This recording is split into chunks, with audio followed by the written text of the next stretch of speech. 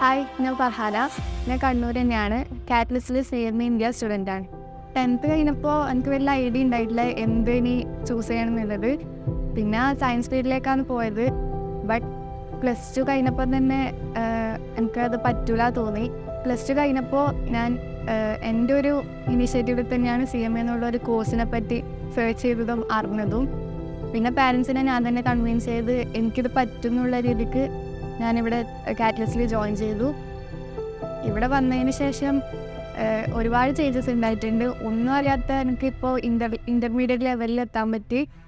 ഈ ഒരു ലെവലിൽ എത്താൻ വേണ്ടിയിട്ട് എന്നെ ഹെൽപ്പ് ചെയ്തത് ഇവിടുത്തെ ഫാക്കൽറ്റീസ് തന്നെയാണ്.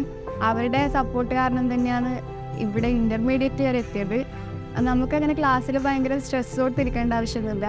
ഫാക്കൽറ്റീസൊക്കെ ഭയങ്കര ഫ്രീ ആണ്, നമ്മളായിട്ട് ഭയങ്കര കമ്പനിയിലാണ്.